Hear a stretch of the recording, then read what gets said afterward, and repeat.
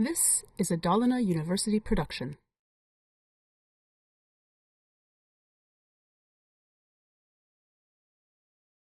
Welcome. My name is Loretta Qwarnström, and I am Director of Studies in the English Department. It is my pleasure today to present Billy Gray, Assistant Professor in English Literature. Welcome, Billy. Thanks very much, Loretta. So, who is Billy Gray? Well, I'm from Northern Ireland, Belfast. To be more specific, West Belfast. And even more specifically, the Protestant or Loyalist part of West Belfast. It's an area called the Shankill Road. So it's kind of like the heartland of loyalism. So that's where I was born in 1961 and grew up. Mm-hmm. We both come from the same generation, you could say, and we both experienced the Troubles, but on different sides of the sea, you could say. I was brought up in London, where I experienced the Troubles in a specific way, and you were brought up in Belfast during the Troubles. Would you like to say anything about your experiences there? Well, I remember very vividly when the Troubles, as they're kind of euphemistically referred to, began, 1969. Because the area I lived in, the Shankill, was an interface area. There was Catholics, shall we say, on the other side. And I remember very specifically the rioting and the way in which the Catholics were burnt out of their houses. And similar scenes were happening all over Belfast at that time. And then the Troubles spread to Londonderry, as it were. And then the British Army were called in, as it were, to keep Protestants and Catholics apart, and principally to protect the Catholic minority. And so things kind of settled down in the way that there was kind of sporadic violence right up until the middle of the 90s.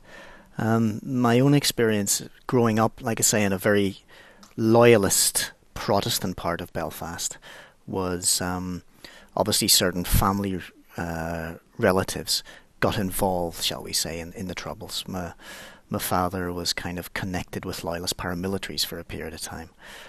And then certain cousins were involved. One cousin was shot dead by the British Army. He was a member of the Ulster Freedom Fighters. I had another relative who was sent to Long Kesh, which was the prison for political prisoners. He was also in the Ulster Freedom Fighters. Another relative was killed in an internecine loyalist feud. But that was not unusual given that particular area at that particular time. What was unusual about our family was the fact that my two oldest brothers left Northern Ireland to go to university in the Republic at Trinity College. And my oldest brother subsequently became involved with the Southern Irish government, who were seen as the enemy, as it were, in the area where I grew up. So that led to certain difficulties, it's fair to say. So in that respect, we were not at all a typical Protestant Shankill Road family, given that my two brothers left and went to Southern Ireland. In other respects, we were very traditional. My father worked in the shipyard, like many Protestant men did, as a welder. My mother was a housewife. So it was a very kind of staunchly Protestant working class background. And I think that's obviously had influences on me in many respects, yeah. But it's just so interesting because all their sons moved on to further education in some way. That was very unusual. It's still very unusual in that particular area. The Shankill Road still has, in terms of students going to university, it's almost non-existent. Things up until recently actually deteriorated and got much worse than when I lived there, in the sense that the paramilitaries increased their grip over those areas. And the paramilitaries were seen as a way to increase your social status. So many young men kind of left school very early without qualifications and entered into the paramilitary world, as it were. But it's still very, very unusual for a family on the Shankill to produce four sons. There were four of us who actually went into further education. So that was unusual, especially, like I say, my oldest brother, who actually worked for the Southern Irish government. That was pretty much unheard of at the time. Because what happened was the Southern Irish government were attempting to recruit Protestants from the north as part of a very deliberate political policy. And so my brother got involved in that. It's very interesting to listen to your very personal story. But then you moved on. You studied. Yes. Where did you go? I went, first of all, to Queen's University, and then I ended up doing a PhD at the University of Qwarnström. I did my PhD thesis on Doris Lessing and the influence of Sufism or Islamic mysticism on the work of Doris Lessing, yeah. So that was my research field when I did my PhD, yeah. And then?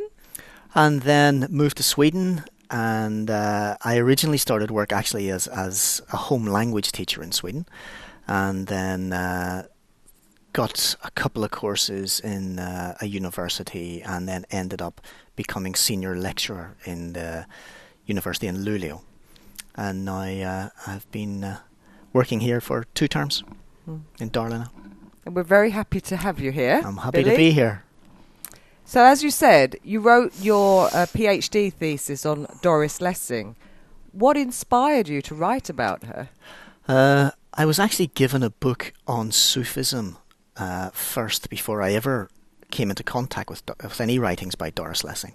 One of my older brothers gave me a book that was called The Sufis, which was written by a man called Idris Shah, who was the foremost exponent of Sufi ideas in a Western context, as it were. And I received this book when I was about 16, and I was really, in retrospect, a bit too young to kind of grasp the fundamental ideas of it. So I went back to it a couple of years later and found it very fascinating and interesting. And then I read a book by Doris Lessing called The Four-Gated City, which is still my favourite book by Lessing, which absolutely blew me away, as it were. I thought it was a marvellous book. And I noted the extent to which a lot of what she was writing about was very much influenced by Sufi philosophy and Sufi ideas. There was a very clear connection there. So I did a little bit of research and found out that she had actually become a disciple of Idris Shah, who had written the book, The Sufis, in the late 60s. And so it seemed like an interesting topic. I was very interested in Sufism. I was very interested in Lessing's work. There was an obvious connection, so it seemed to be the obvious, thing to research. And of course, Doris Lessing won the Nobel Prize. She did. So what happened to you when she got the prize? Well, she was actually tipped to win the prize at the end of the 70s, which was probably the high point of her popularity. She had made her breakthrough with a novel called The Golden Notebook, which was seen as a kind of a feminist Bible at the time. And she'd subsequently published texts like Memoirs of a Survivor, Summer Before the Dark, which were very popular. So she was very much tipped to win it in the late 70s. But then she published a book called Shikasta, which was a science fiction or space fiction or fantasy fiction text.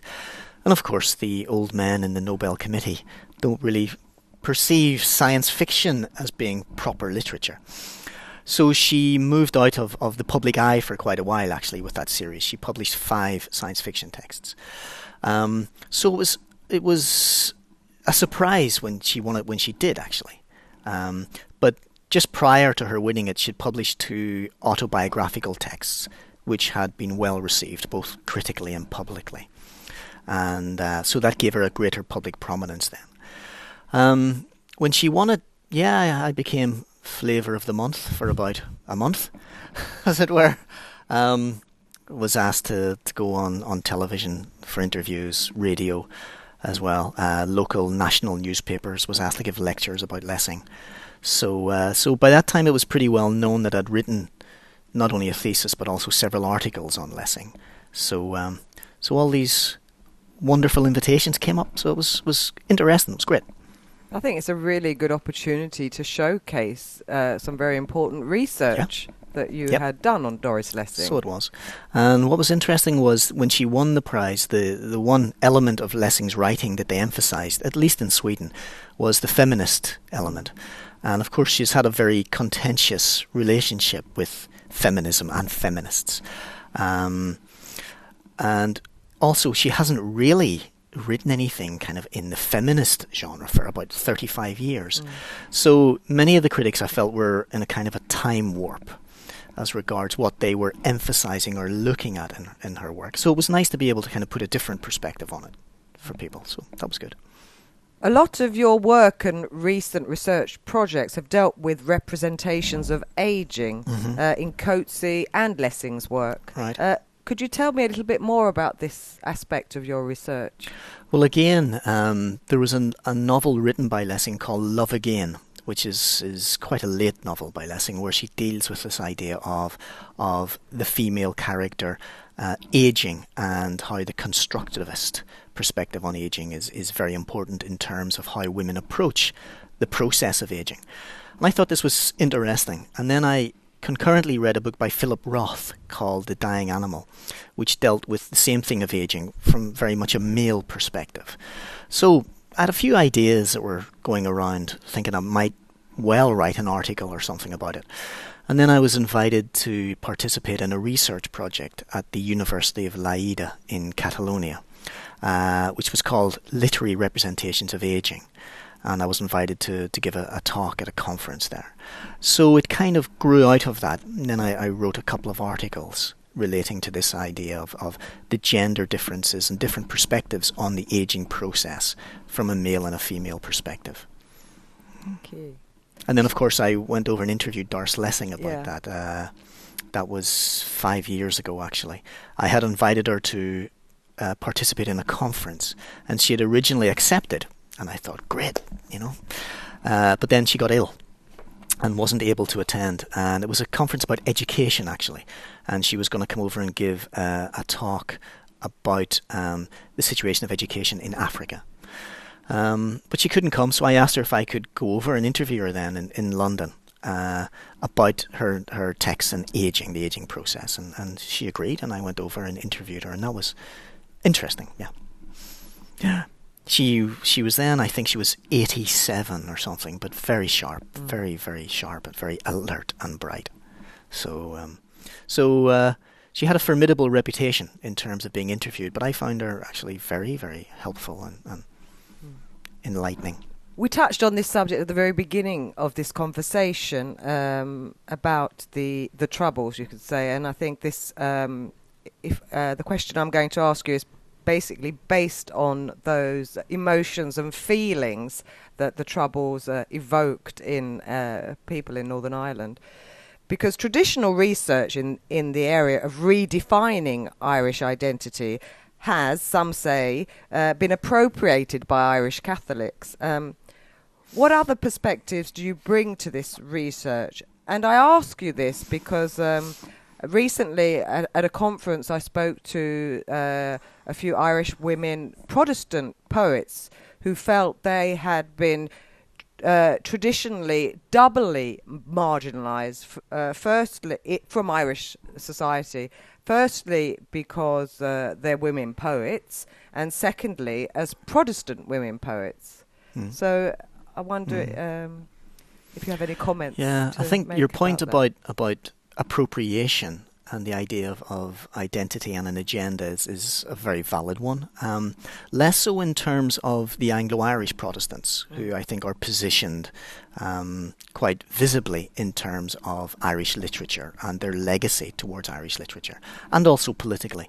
But this idea of particularly Ulster Protestants, and in particular Ulster working class Protestants, being denied a voice, I think is a very valid one. It's only recently, and particularly this has become the case kind of post-peace process, where there has been a kind of a renegotiation on a political level regarding identities and the validity of identities.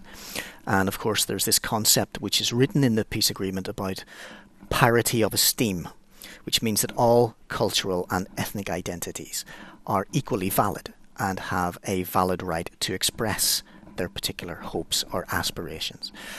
And with that, there has concurrently been an examination of Ulster Protestant identity, which has been long overdue, I think. And we now have more and more working class kind of loyalist or Protestant writers, such as Gary Mitchell, for example, or Mary Jones, who are particularly active within drama and poetry. Again, this kind of double oppression that you're talking about in terms of being female and being Protestant. You could add a third oppression, that is being Northern Irish, which of course does not quite fit into the traditional concept of Irishness. So undoubtedly there has been a great deal of disenfranchisement. Thank you. You have a wealth of teaching experience as well. And you teach on a multitude of courses and have taught on a multitude of courses. You've also created and run a number of master's courses. You're also a well-respected and well-liked teacher. I've actually had the honour myself, although you don't remember me, Billy, so I'm very upset. I do. I remember you, Loretta. How could I forget? It was many years ago, but I also, as I said, had a great experience of you as a teacher. What are the most important aspects of your role as a teacher? Or in other words, what are the most crucial elements of teaching for you? I think there's various elements involved. I think teaching is partly instinctual and it's partly learned experience. I think that after you've been doing it for a certain number of years in a classroom situation or classroom context, you more or less know what works and what doesn't work. I think what is important is that you have a great deal of subject knowledge and are able to transfer or convey that subject knowledge to the students. Which is why I don't see research and teaching as being separate. I see them as being indivisible. I think the two things are essentially interlinked. So things that, it doesn't need to be rocket science. Obviously one needs to be pedagogical, but one needs other things as well. So essentially the ability to stimulate students in terms of how they look at a text and how they can relate a text to their own experience and society at large. So it's a combination of factors, I think. Thank you. So, what are your main research interests at the moment?